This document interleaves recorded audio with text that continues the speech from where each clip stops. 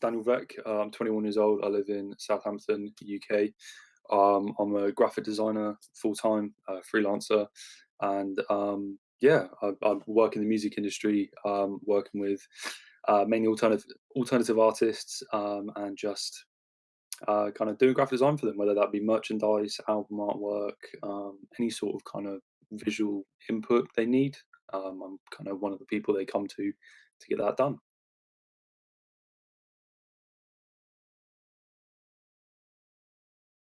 I went to Toynbee in Chandler's Ford, and when I was there, I didn't really find anything that was kind of my niche. I didn't really find anything that I enjoyed, and it wasn't until when I was in like an IT lesson and we had Photoshop on our computers, I'd start messing around with it and kind of every week gradually kind of learn and kind of get more comfortable with it.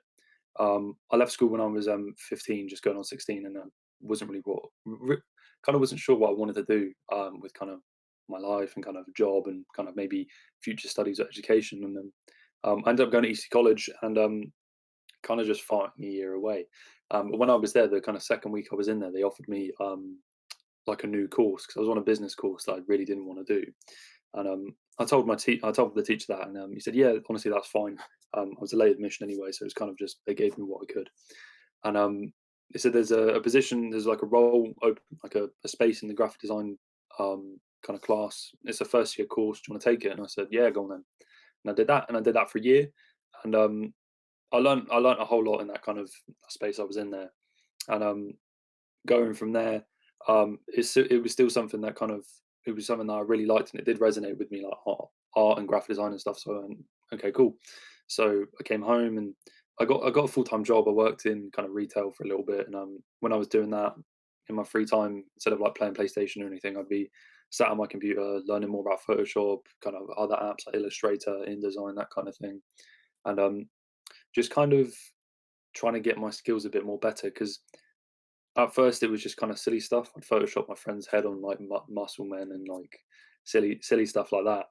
And then eventually, I went into kind of I'd listen to music and there'd be artwork that I thought would suit the album better to what they've actually released. So I'd kind of sit there and I'd make my own pretend artwork, and I do that a lot. And I saw that kind of as I got older that my skills were really improving, and I thought this actually might be feasible as like proper artwork. People might come to me and say, "Yeah, we want that," or "Could you work for us?" And I took the kind of plunge, and in 2019 I made an Instagram account, and it just went from there. I started posting, creating more content, and kind of I think if you start from the bottom of my Instagram account and work your way up, it gets better as it goes up, kind of thing. And I'm quite proud of that because it's like a nice journey. Is that a lot of people's Instagrams account where it's like a business or an art page, it's normally the same stuff where it's all the same kind of thing. And I think people that sometimes they people choose to make an Instagram account or choose to put themselves out there when they've hit their threshold and they've gone, cool, I've mastered my craft.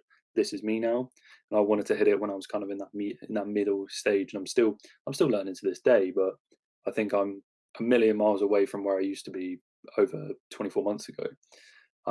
But that came into play, and I started working with a couple like underground like metal bands, just little bits here and there, a t-shirt here, an artwork here, that kind of thing, just really small stuff. And it eventually kind of led into talking. One client led to three, which led to six, which led to 12, which kind of led to 20, and a lot through kind of word of mouth in the kind of underground and kind of metal scene.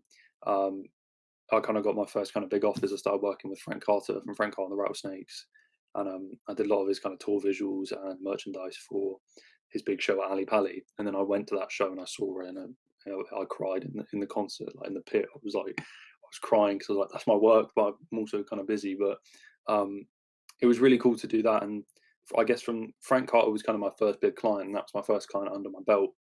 And it just went from there. Um, there's no kind of way of kind of explaining it where because people will just come find you if you do something that if you're good at something, people will come and find you, and they won't stop looking until you're the person that they have the service that you offer. And a lot of the time I kind of found myself thinking like, look, I've designed for Frank Carter and I've designed for other bands and stuff, but I'm going nowhere. I'm not getting anywhere. So in my spare time, I'd post just a concept idea, like something that it's not real. I haven't got like a million of these t-shirts ready to go, but here's a t-shirt idea. If people like it, buy the design off me. You can have it, and you can put that towards your band, and I'll just change the text up, or I'll change it to wherever you want. That kind of thing. I did a lot of that for a while, and it was good, but wasn't coming in fast and steady as it is now, and um, that was kind of worrying because I was working a full time job at the time, and I'd come home and I used to work a lot on the computer, so the last thing I want to do is come home and sit on the computer again at home for 4 hours. So I tried to distance myself and kind of keep it to like Fridays and weekends out of my graphic design time, and I'd sit there for 12 hours a day, do all this stuff, get loads of this stuff ready to post throughout the week, and then just rinse and repeat. And I think it kind of paid off as well because I got a couple DMs from kind of big people. Like, so I did that stuff with Frank Carter, and then through his word of mouth, I spoke to guys from like to the Don Broco guys. I spoke to Neck Deep. I spoke to architects. I spoke to Ollie Sykes and all that stuff. And it was some weird stuff, but yeah, it all just kind of snowballed. I think if you find that one thing and if you just get your head down and go from there, it just blows up in your face, really.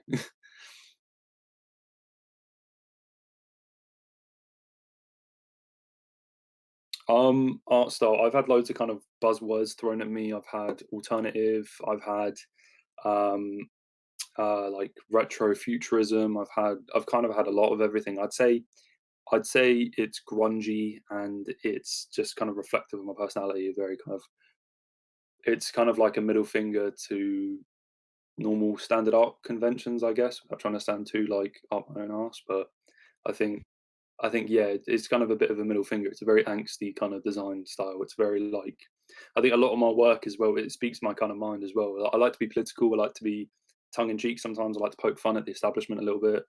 A lot of my stuff pokes fun at like religion, like not in kind of like a in a big way, but kind of just like a little like kind of thing. Um, and politics as well. I love to rile people. I think that's my thing, like especially through artwork, so I can get away with it. but um, I'd just have to say, kind of angsty, alternative, grungy, cut and paste.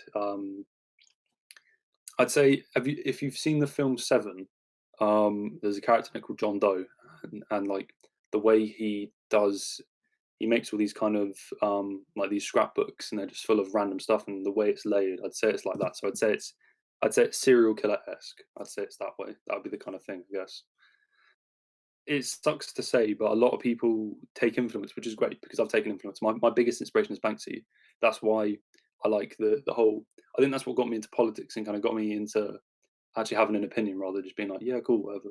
But I think Banksy kind of inspired me to be like, this is bad, this is good, that kind of thing. And it gave me a minute to sit down and think about what I like. And with artwork as well, it's beautiful because you can say anything. You could be like, yeah, it's a picture of a tree, but it also means that I don't know that there's water on Mars. You could really make anything out of anything, and I think that's the beauty of it. And I think that's why I love doing it because I can, it, when I do a personal project, I can say what I want and be who I want. And when I work for a client, obviously I'm sticking to their guidelines, but I can still incorporate my style, so it's a kind of win-win on every side. Um, but yeah, it's really sick, and I think Banksy definitely is one of my biggest inspirations, and I'd love to even just like look at one of his things. I've seen a couple of his things in person, but that was donkeys years ago. But I think I'd love to, as silly as it sounds, I'd like to meet him, even though nobody's bloody met him. But who knows? But yeah, that kind of thing. I think it's just it's a weird style.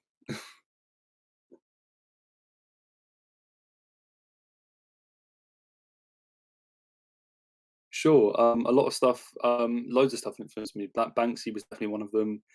Graffiti and kind of underground art, that was a kind of big thing. Um, I'd say a lot of kind of risky kind of art as well. That kind of stuff where people put like, um, there was one where people, it's like an actual, it was like an apple or something. I can't remember who did it, but there was an apple, and on one side it's a really beautiful apple and it looks really nice, and on the other side it's full of like dead worms and it's all decayed and stuff. And I thought the kind of two sides, I think that was quite cool. Tattoo artists, a lot of tattoo artists like kind of give me inspiration. Um, Mainly kind of like traditional, kind of old school tattooing, the kind of ones I have myself. That's a kind of big influence on kind of my attitude as well towards kind of art. I think it's something that's kind of like not that it deserves respect, but it is something that is respectful. And I think it is, if you have the right mindset, I think you can enjoy it a lot more. Um, yeah, tattooing definitely 100% music as well. Music. I love music. I'm literally standing at looking at a pile of vinyl records right now, but um, a lot of music as well. Like in my youth as well, a lot of my music was kind of emo. It was a lot of like Frank Iero. It was My Chemical Romance. It was Finch. It was Bring Me the Horizon. It was all these kind of bands, and to work with the bands that I used to listen to as a little kid is amazing. But yeah, music, tattooing, and Banksy, and kind of I pick things from different people as well. A lot of artists who are very kind of like vanilla, and they'll talk about like really good things, like stuff like a lot of artists you'll see on Instagram at the moment are talking about, obviously, about the lady who was killed in London. They're doing posts about her and the kind of positivity side. I like to look at it from both coins as well, and kind of just maybe pick little bits here and there, and kind of just look at everything in kind of one big kind of map on the table, and I'm looking over, and I kind of plan my attack that way. Yeah,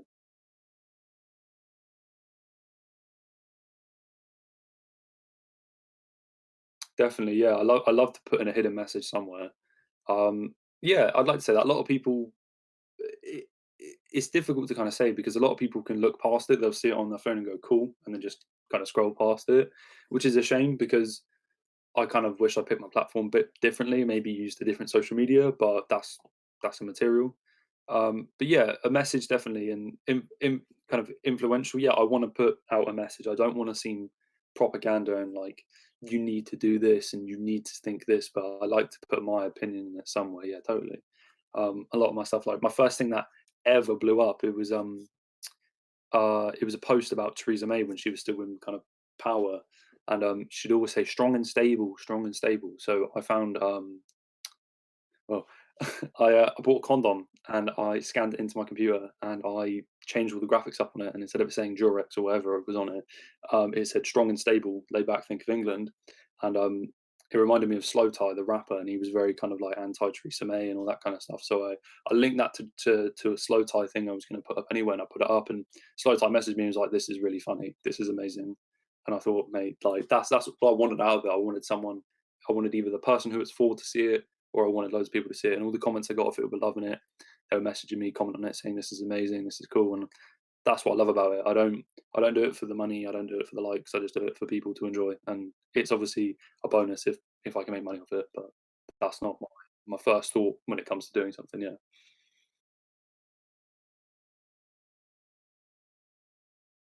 Something that sticks out to me, I think my biggest achievement is making it my job because it went from a hobby that I used to do kind of in secret to something that's now my job, and I think that's amazing because on the outside, I'm just a dude, but when I kind of come home and I'm like on my computer and stuff, I'm doing all this amazing stuff, and I'm part of these kind of worlds. I'm in this. It's weird to say, but I'm part of like it's like when people in 5 years' time will look back and go, "Oh, do you remember that Architects album? Oh, that T-shirt I had was sick," and like like the stuff about reminiscing because it's the stuff I did with my mates when like 5 years ago. I'd be like, "Oh, mate, do you remember Bring Me the Horizon when we did Sempiternal? Mate, I love that zip-up hoodie I had, or like I love that T-shirt, whatever." And I do it, and I know other people do it, and I think it's cool to be part of that world. And I think I think definitely making it my full time job was something that I wanted to do, but it was something that always seemed impossible with kind of like obviously with coronavirus and kind of just lack of kind of an audience at the time. It was difficult for my work to get seen for me to then sell it to then make the money to obviously live comfortably. But now I've kind of worked with a couple of artists and more people know about my name a lot. I've got a lot of returning customers, so I'll do a bit of work for them, send it off for them. They pay me a couple of weeks later. Oh, we need something else, and it's kind of that. It tops up the pot a little bit more. But every other day, I'm getting, I'd say, about 5 to 6 messages just saying, "Hey, we love your stuff. Can we do this? Can we do that? Do you want to do this with us?" And it's cool. It's also stressful because I don't have any time for myself. I'm taking a day off today though, because I had some other bits to do today. I had to run out and everything like that. But yeah, a lot of stuff. It's a lot of management as well. But yeah, definitely making it my full time job. And Frank Carter as well. I think Frank Carter was amazing because when I saw him live, I did a lot of his tour visuals at Ali Pali were mental because it was the biggest, these big widescreen monitor things. I don't even know how they got it to work, but they just went, "We need videos made." So I was like, "Shit, what the fuck do I do?" And I asked him for a lot of his kind of music videos, and I kind of took bits from that, and I made custom graphics, and I made like a lot of his stuff is obviously his music's very angry. So in one of his music videos, I think he set like an amp on fire, and the whole music video is just like a slow motion version of that. So I just got looping footage of him pouring gasoline and had it time up so when he plays the song and when the breakdown hits, the fire comes up and everything goes into color. And it was, I saw it, and I when I was there, I was trying to me and my I went with my friend and I told him about it, and we walked into the arena. I don't know if you've been to Ali Pali before, but you walk in through the doors and it's like this kind of really big foyer and it's got like food trucks and kind of merchandise and stuff. When you look at the merchandise, everything on the wall was mine. And I was like, to see it like off my computer screen that I've been staring at for 3 weeks and it giving me a massive headache to now seeing people wearing it and people being like, I want this one, I want that one, I want that one. And it's fucking crazy. And I thought, geez, like that's me. No one knows, but it's me. And we went into the concert, watched a couple of supporting bands, and then Frank Carter came out. He played a couple bangers, and then I said, "I think this is when it's going to come on." And we were there. We stood outside the pit, went into the kind of quiet area towards the kind of middle front. We looked up, and I was like that close to crying because I thought this is everything that I've wanted, and that come literally 6 months from me starting my Instagram account, and I think it was a massive shock to me, and it was amazing, and I loved everything that I did there. Um, and it was just so cool. So definitely Frank Carter's work because I was sick, and making it my full time job. Definitely,